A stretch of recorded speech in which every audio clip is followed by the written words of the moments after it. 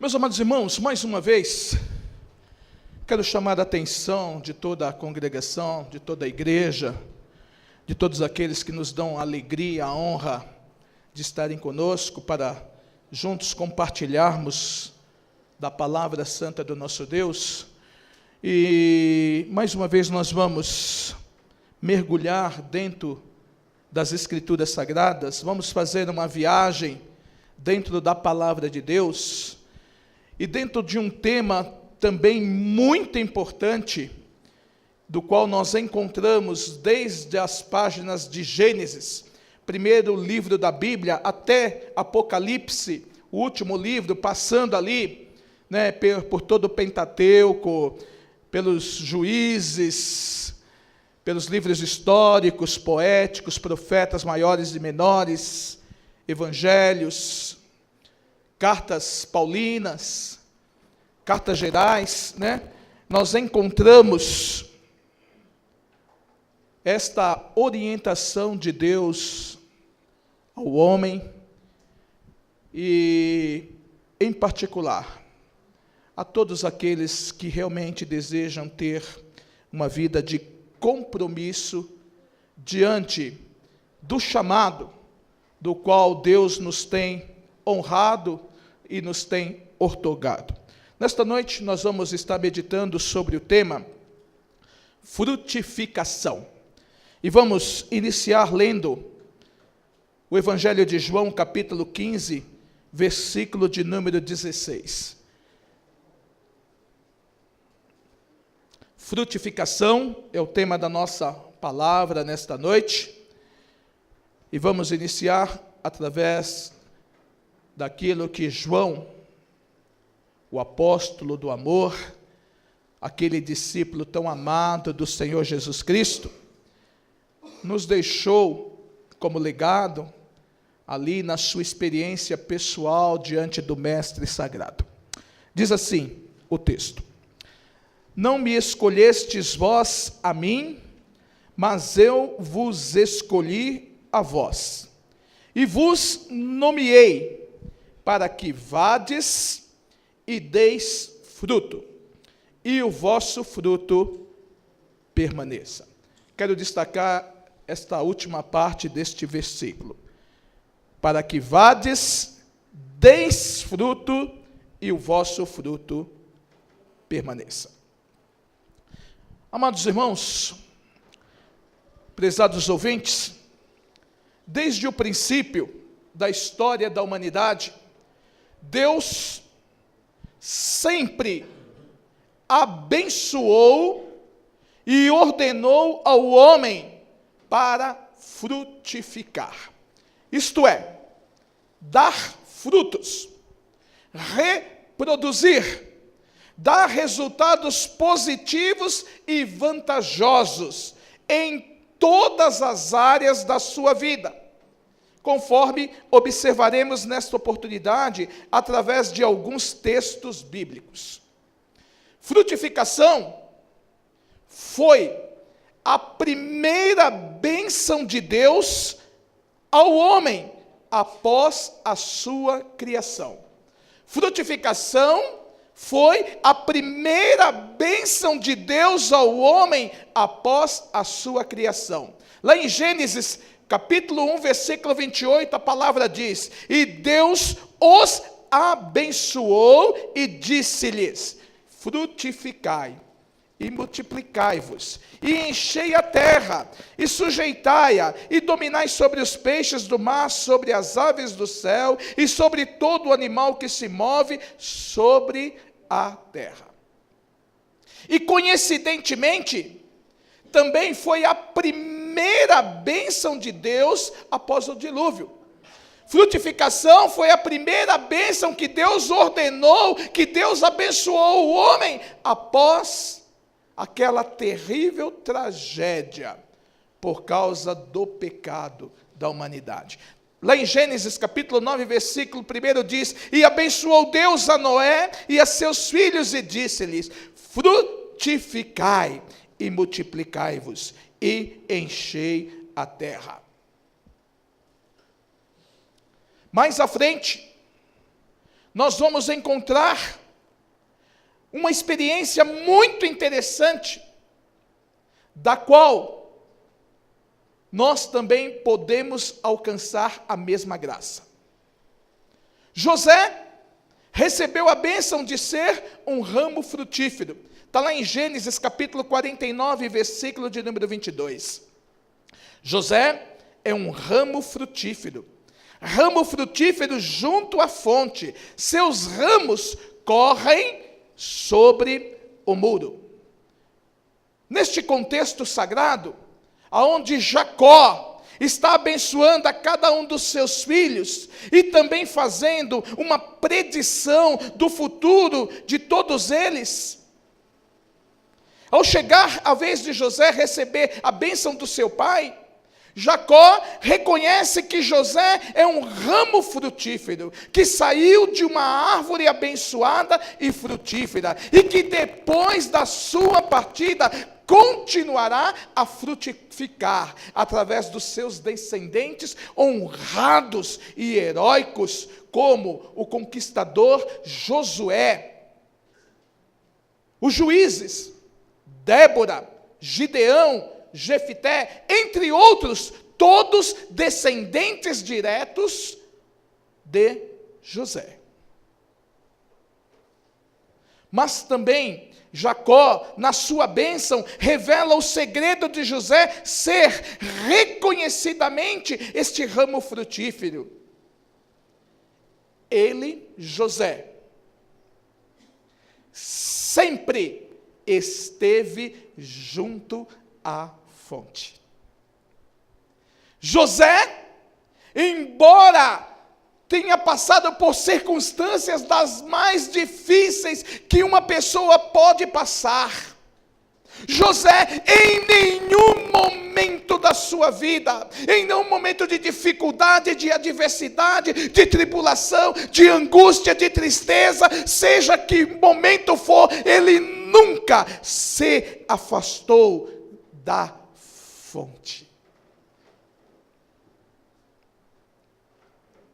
E quando nós falamos aqui dessa fonte que foi profetizada pelo seu pai Jacó, nós estamos falando do próprio Deus.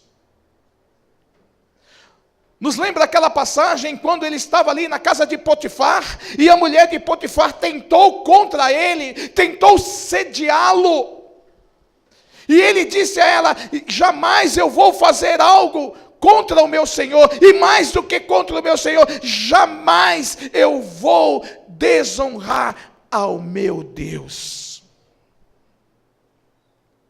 José estava escravo, mas José jamais deixou de estar junto da fonte. Este era o segredo dele ter se tornado um ramo frutífero.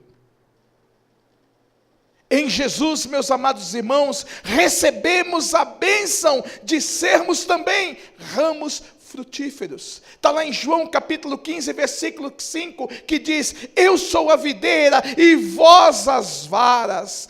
Quem está em mim e eu nele, esse dá muito fruto. Esse dá muito fruto, porque sem mim nada podeis fazer.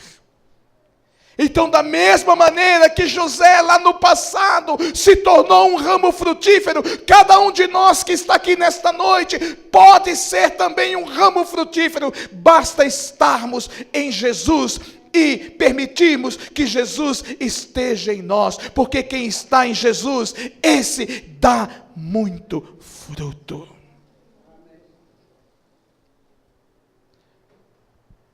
A frutificação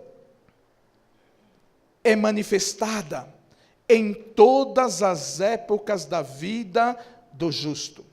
A frutificação é manifestada em todas as épocas da vida do justo.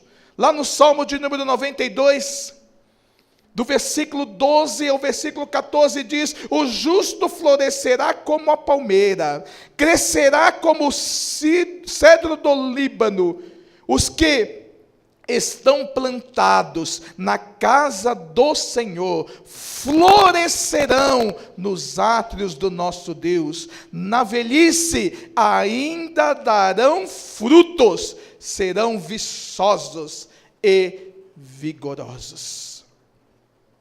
A atitude de honrar a Deus não está limitada aos jovens, que parecem ter força e energia ilimitada. O salmista declara que o justo, até na velhice, podem e produzem frutos espirituais.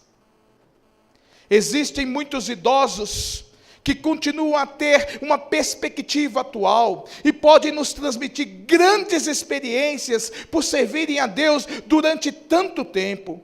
E assim, seguindo os seus exemplos, poderemos também alcançar padrões mais elevados em nosso crescimento de frutificação espiritual. E por falar em frutificação espiritual, meus amados, ela é ordenada a todos. Mateus capítulo 3, versículo 8, a palavra do Senhor diz: produzi, pois, frutos dignos de arrependimento.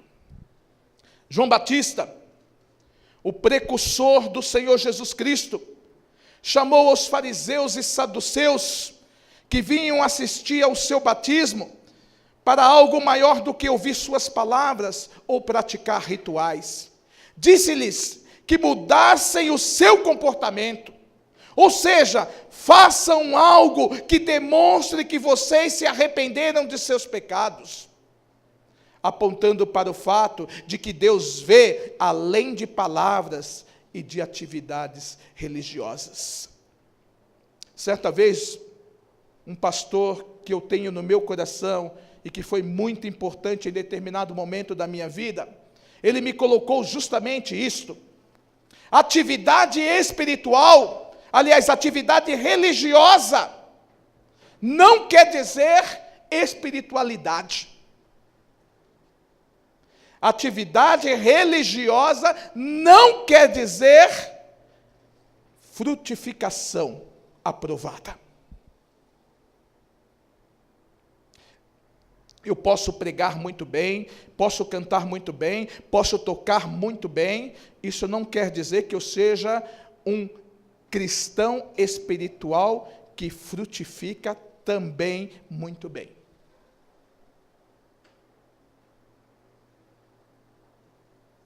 Prática de rituais religiosos não quer dizer que eu estou no caminho certo ou no caminho que Deus espera para a frutificação. Foi exatamente esta mensagem que João Batista estava chamando a atenção ali aos líderes religiosos da sua época, em especial aos fariseus e aos saduceus. O Eterno examina se a conduta é coerente com o que se fala. Julga as palavras pelas ações que as acompanham. A mensagem de Deus não mudou desde o Antigo Testamento. As pessoas serão avaliadas também por sua produtividade. Deus nos chama para sermos obedientes, e João comparou as pessoas que afirmam crer em Deus, mas não vivem para Ele, a árvores improdutivas, e que, infelizmente, serão cortadas. Aliás, a falta de frutificação será alvo do juízo divino. Mateus 3, versículo 10 diz: e também agora está posto o machado à raiz das árvores. Toda a árvore, pois, que não produz bom fruto, é cortada e lançada no fogo. Da mesma maneira que se espera que uma árvore frutífera produza os devidos frutos, o povo de Deus deve produzir safra de boas obras. Não há utilidade para as pessoas que, embora se autodenominem cristãs, mas que, infelizmente, vivem de uma forma incompatível com aquilo que elas mesmas se auto-anunciam. Como nos dias de João Batista, muitos são povo de Deus apenas nominalmente, isto é, não tem valor algum. Para sermos produtivos para Deus, devemos obedecer aos seus ensinamentos, aos seus mandamentos, aos seus estatutos, resistir às tentações, servir e ajudar uns aos outros, compartilhando a nossa fé. A falta de fruto, meus amados irmãos, terminará em rejeição final. Hebreus capítulo 6, versículo 8 declara: mas a que produz espinhos e abrolhos é reprovada, e perto está da maldição, o seu fim é ser queimada. Certa vez, Jesus teve fome e avistou uma figueira, porém quando se aproximou dela para colher ali algum fruto, não achou nela senão folhas, e a amaldiçoou. Esse não foi um ato impensado de indignação do nosso Senhor. Pelo contrário, foi uma representação, uma parábola. Jesus estava demonstrando sua ira diante de uma religiosidade vã, vazia. Assim como a figueira causava boa impressão à distância, mas se mostrava infrutífera quando examinada mais de perto, também o templo de Jerusalém parecia imponente à primeira vista, mas seu sacrifício e outras atividades eram vazios, porque não visavam adorar a Deus de uma forma sincera. Aqueles que apenas ostentam sua fé, sem colocá-la em prática, são semelhantes à figueira que se secou e morreu, por não produzir frutos. Ter fé genuína significa produzir frutos para o reino de Deus. Portanto, devemos frutificar para Deus. Romanos capítulo 7, versículo 4 diz: assim, meus irmãos, também vós estáis mortos para a lei pelo corpo de Cristo, para que sejais de outro, daquele que ressuscitou dentre os mortos, a fim de que demos frutos para Deus. Em João capítulo 15, Jesus declara que Ele é a videira verdadeira e que Deus é o lavrador ou o agricultor, que cuida dos ramos para torná-los frutíferos.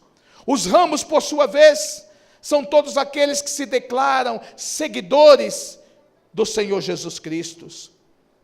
Os ramos frutíferos são os verdadeiros cristãos que, por meio da sua união, da sua vida com Ele, com a vida com Cristo, produzem muito fruto para o reino de Deus.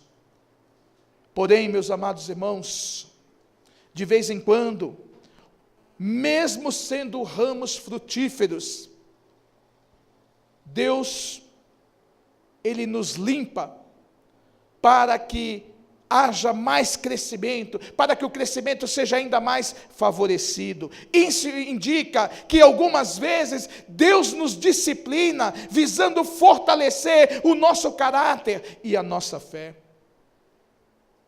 Esta analogia demonstra como Deus é glorificado quando cristãos têm bom relacionamento com Ele e começam a dar muito fruto em sua vida. Somente quando a videira produz muito frutos, é que Deus finalmente é glorificado. Agradamos a Deus quando frutificamos em toda boa obra. Colossenses 1, versículo 10 declara: para que possais andar dignamente diante do Senhor, agradando-lhe em tudo, frutificando em toda boa obra e crescendo no conhecimento de Deus. Jesus nos escolheu, Jesus nos nomeou, Jesus nos designou para darmos frutos e frutos permanentes. Uma vida frutífera revela uma vida aprovada por Deus. Que momento de glória é para o Senhor o da colheita, quando Ele chega e percebe os frutos, e esses frutos ali é levado para os celeiros, e ali aguarda o momento do amadurecimento para o seu pronto uso. Deus nos escolheu e nos chamou para darmos frutos. E o nosso crescimento deve ser progressivo e conhecido de todos para o louvor e glória do nome do Senhor. Lá em Mateus capítulo 13, versículo 23, quando o Senhor Jesus conta a parábola do semeador, que saiu a semear, e uma semente caiu à beira do caminho, outra caiu entre pedregais, outra caiu entre espinhos, mas teve uma semente em especial que caiu em boa terra. E lá no versículo 23 ele diz: mas o que foi semeado em boa terra é o que ouve e compreende a palavra e dá fruto, e um produz 100, outro produz 60 e outro produz 30. Meus amados irmãos, que parábola maravilhosa, porque aqui diz que a palavra, quando cai em terreno fértil, quando ela cai em boa terra, essa semente produz. Alguns produzem 100, outros produzem 60, outros produzem 30, outros produzem 10, outros produzem 5, mas não há aquele que não produza nada.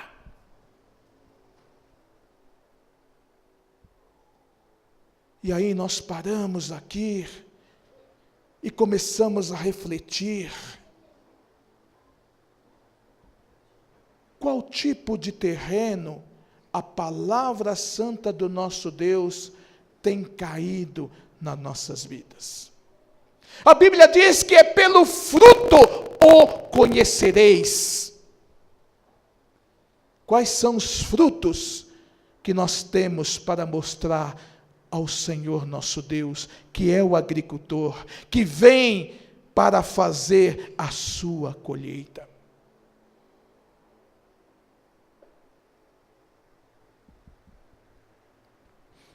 Que Deus permita que a sua santa semente, que é a palavra de Deus, alcance o terreno fértil dos nossos corações, para que possamos agradar ao Senhor em tudo, frutificando em toda boa obra e crescendo no conhecimento do seu santo nome.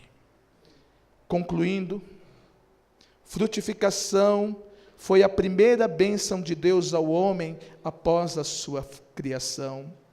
Frutificação foi a primeira bênção de Deus após o dilúvio.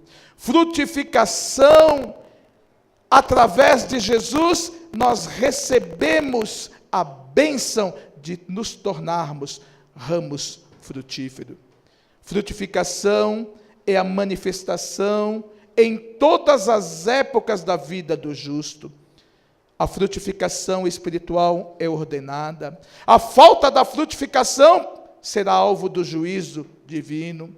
A falta do fruto terminará em rejeição final. Portanto, irmãos, devemos frutificar para Deus, devemos agradar a Deus ao frutificar em toda boa obra. Lembrando das palavras do Senhor Jesus Cristo: não fostes vós que me escolhestes, mas eu vos escolhi a vós, e vos nomeei, para que vades, deis frutos, e o vosso fruto permaneça. Que Deus nos abençoe.